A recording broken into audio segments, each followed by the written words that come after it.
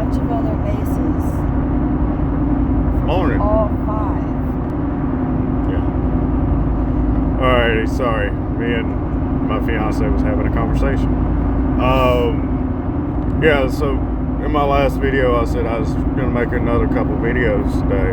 Well, I'm going to start with one, and then when I'm on my way home I'll do the other. Now, forgive me if it's a little shaky, because I am riding in my F350 going up to the VA. So suspension's a little stiff. So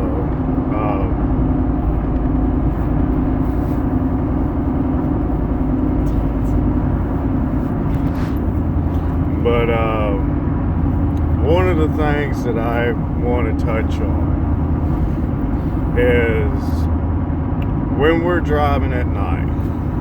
Okay, so I can't tell you how many times at night somebody rolling, like, let's say I'm rolling westbound, somebody rolling eastbound.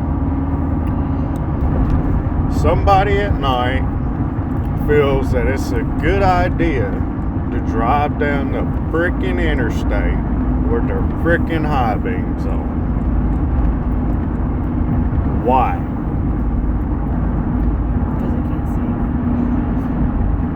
And it's not just people with old cars, it's people with new cars. And semis. I mean, you got guys that are putting light bars on their vehicles, even semis. And this is the question that I'm asking. Why are you running those lights at night? Because it's either people don't care or they don't realize the effects of what they're doing at night. Okay, so I'll explain it. And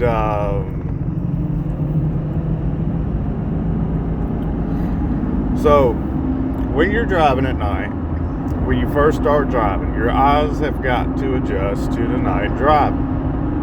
Okay? So when you're driving at night, you get blinded by somebody else, some jackass that wants to run their freaking high beams going down the freaking road. Well, they blind you. Well, guess what? You got to readjust your eyes to driving again because somebody blinded you. And on top of that, when somebody is running their high beams or spotlights, whatever you got on your vehicle, your semi, going down the highway, they blind you, they can actually cause an accident. And I can't tell you how many times this has actually happened to me. Now, also,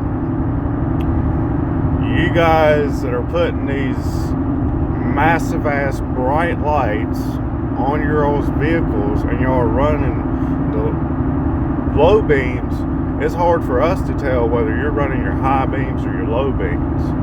And so y'all putting these bright headlights on y'all's cars, y'all don't realize, but the light that's coming out of your vehicle hits our mirrors and shines right into the cab of our trucks.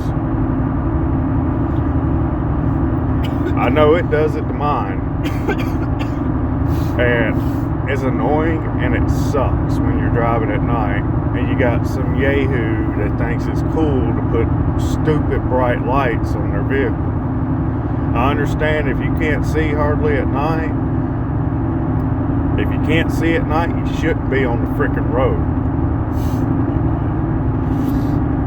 And you shouldn't really be authorized to frickin' drive if you can't see at night. That's just my opinion. And so I can't tell you how many times, like last night, I had a GMC Yukon behind me coming through Lawton. I had his high beams on. I turned the spotlights on the back of my truck Fucker didn't even turn them off. He just kept blinding me. I said, okay. So I just left my spotlights on. Never even thought about freaking turning his high beams off. But like, before I got in the lot, I had a dude coming up that freaking had his high beams on. I hit my dang spotlights, he turns them off immediately. I'm like, thank you. And did cut them back on when he passed me. You know, like, you don't need your high beams driving down the freaking highway, especially when you're passing semis, when you're, there's no call in it. Unless you're on a back road, don't use your freaking high beams on the highway. I think there's a law against it or something. I can't remember. But,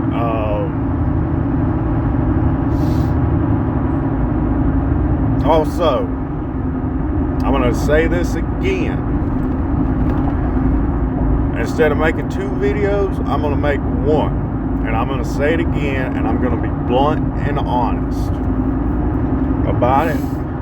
And if some of my subscribers don't like it, or anybody watching this video don't like it, you can kiss my white candy ass. Some of you motherfuckers out there are fucking morons. And you guys don't pay attention to what y'all are doing around the semi. Okay? I will say this again, and I hope to God that this gets through to some of you guys. Because one of these days, y'all are going to cause an accident. Either kill somebody or kill yourselves. Okay? And I'll give you a perfect example. Alright? Dallas. That's all I've got to say. And truck drivers know what I'm talking about. Dallas. Atlanta, Georgia. Chicago. Houston. Oklahoma City. I mean, you guys, y'all don't even give us enough stopping distance in the middle of traffic. If traffic's backing up, the reason why a semi is staying back is that's his stopping distance right there. That's his cushion just in case traffic comes to a stop. It doesn't matter if the truck's moving less than 25 miles an hour. It doesn't matter if we're doing 30. That truck lengths of distance is what we're giving ourselves just in case traffic comes to a halt. But yet, you have people that see that lane moving faster than what they're doing. They want to jump over in front of the truck. And I'm going to tell y'all again that it takes an empty semi a little bit longer to stop than a loaded one. I can't tell you how many times I've had to lock the brakes up on the trailer in order to avoid hitting somebody. I can't tell you how many times I've had to hit the shoulder to avoid hitting somebody because they want to take the room that I give myself to stop. It's ignorance.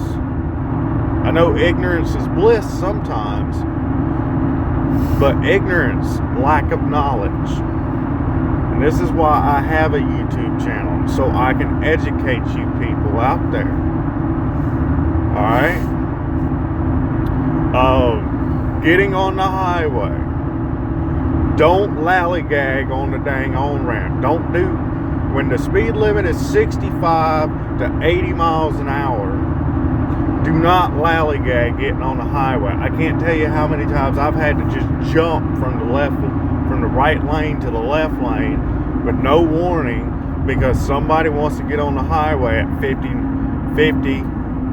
35 miles an hour. I mean, why? Are you that scared to merge into a highway?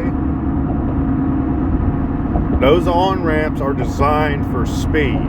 Now, I understand some of them are just short, some of them have curves in them. So you can't get up to the speed limit. But if you're doing at least 60 to 65 miles an hour in a 75 mile an hour zone, you should be okay. If you're doing 55 to 60, you'll be okay. But, you know, it's the people that get on the highway and just slow poke all the way back up to the speed limit. You know, if I can't go anywhere and then I push you over on the shoulder, you're blaring your horn at me, what does that make you look like? It just makes you look like an idiot, because you're merging into a live moving highway that's running 10 times the speed limit that you're running. Some people just do not know how to merge on a highway. So with that being said, when a semi's in the right lane, they do not have to give you right of way. That's why there's yield signs on the on-ramp. So you have to get yield right of way.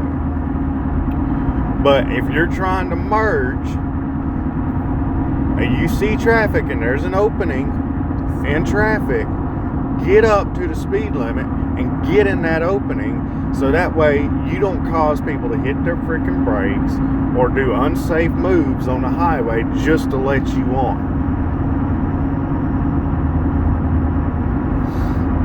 With that being said, I will get in more detail later. All right, you guys have a good day. I'm going to the VA, and I'm going to sit here and think about something a little bit better for this video that I'm going to make later on this afternoon. All right, y'all have a good day. Be safe, and remember, think about what you do behind the wheel around a semi. All right, talk to y'all later.